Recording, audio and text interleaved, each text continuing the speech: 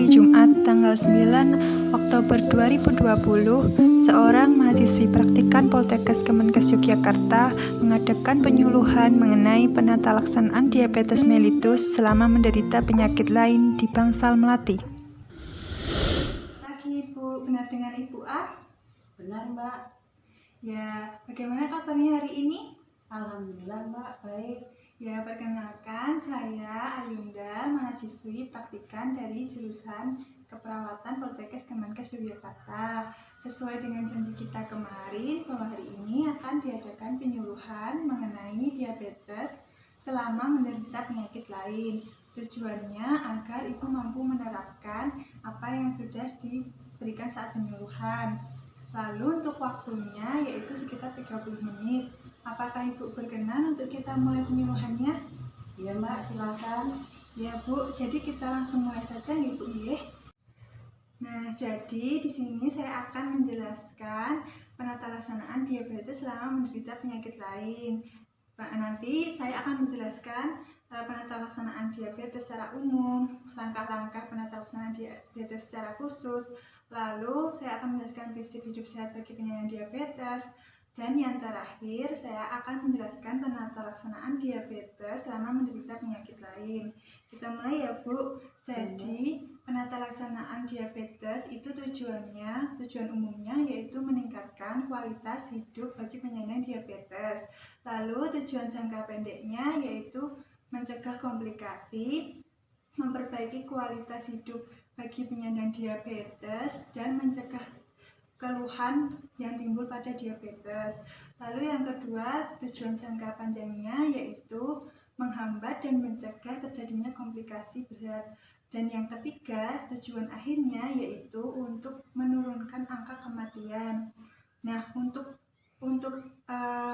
mencapai tujuan tersebut diperlukan beberapa cara, yaitu kita harus mengendalikan tekanan darah, mengendalikan kadar glukosa atau kadar gula darah, terus mengendalikan berat badan atau menurunkan berat badan hingga stabil. Langkah penata laksanaan khusus bisa dilihat di gambar ya Bu, yaitu dengan menerapkan pola hidup sehat dibersamai dengan obat anti-hipoglikemi, ini maksudnya obat diabetes dan juga obat penyakit lainnya. Selanjutnya, untuk prinsip hidup sehat penyandang diabetes, ini nanti yang pertama ada pola makan sehat, yaitu mengikuti pola makan sehat bagi penyandang diabetes. Yang kedua, nanti olahraga teratur semampu pasien.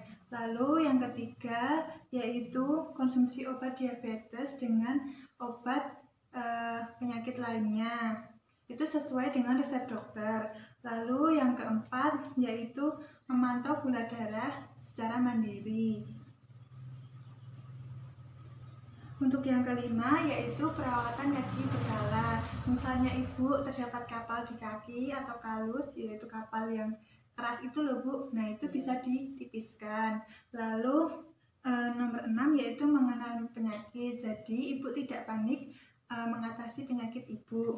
Yang ketujuh, mengatasi masalah, yaitu hampir sama dengan nomor 6.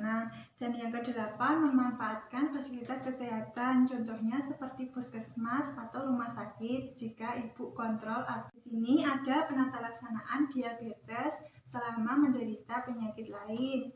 Nah, ini contohnya diabetes dengan hipertensi atau tekanan darah tinggi. Nah, itu pengelolaannya ada dua Ibu. Yang pertama bisa merubah gaya hidup, yang kedua bisa dengan terapi obat. Nah, untuk yang pertama ini kita harus menurunkan berat badan agar berat badannya normal atau tidak mengalami obesitas.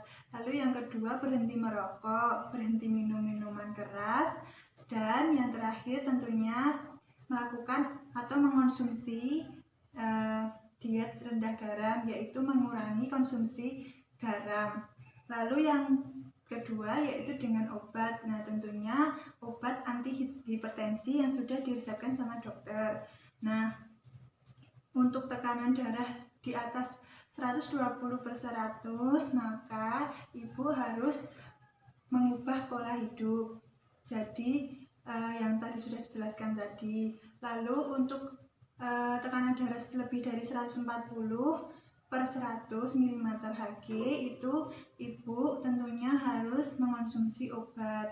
Nah, untuk yang kedua yaitu diabetes dengan TBC. Nah, ini pengelolaannya sama dengan penyakit TBC tanpa diabetes.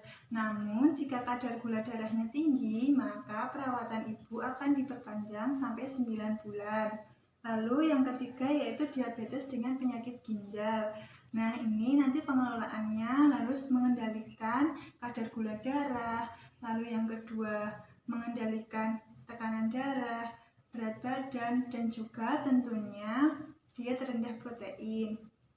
Dan yang terakhir, diabetes dengan luka pada kaki atau ulkus. Nah, ini nanti pengelolaannya ada 5, yaitu yang pertama kendali metabolik, artinya pengendalian pada kadar gula darah. Yang kedua, kendali vaskular atau pembuluh darah, yaitu dengan operasi.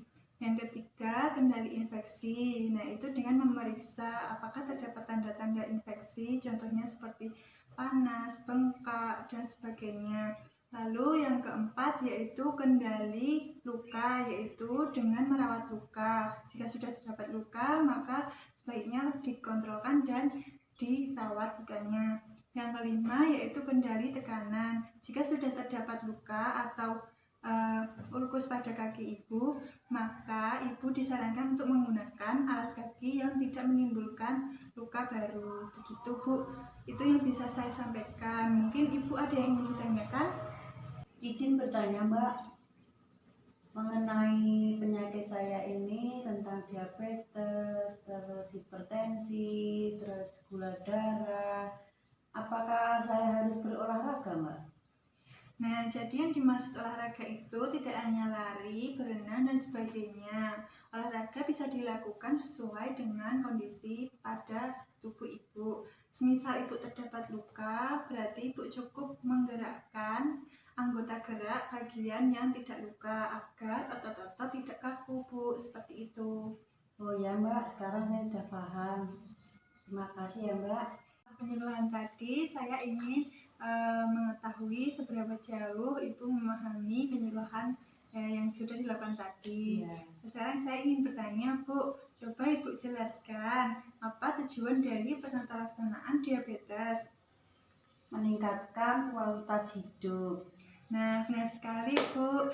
Jadi untuk tujuan itu meningkatkan kualitas hidup. Lalu coba Ibu sebutkan 3 dari 8 prinsip hidup sehat bagi penyandang diabetes. Mengkonsumsi obat. Yang kedua, merawat kaki yang luka.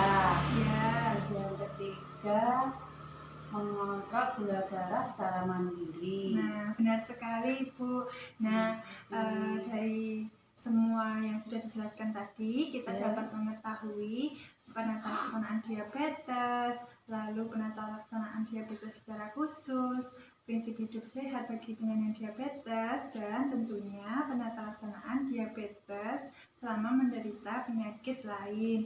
Nah, Bu, setelah saya sampaikan penyuluhan tadi, apa yang akan Ibu lakukan ke depannya? Pola makan, olahraga teratur, terus kontrol rutin. Nah, benar sekali Bu, yang akan dilakukan sudah tepat. Nah, ini terima kasih sekali atas kesediaan waktunya untuk mengikuti penyuluhan dengan baik. Apabila terdapat tutur kata yang kurang berkenan, saya mohon maaf ya Bu ya. Nah, ini kemudian ada leaflet sebagai bahan bacaan Ibu ini mengenai penata laksanaan diabetes selama menderita penyakit lain. Terima kasih Mbak atas informasinya, semoga sukses. Amin. Amin Bu. Saya pamit keluar dulu ya Bu. Selamat pagi. Ya Mbak, selamat pagi juga.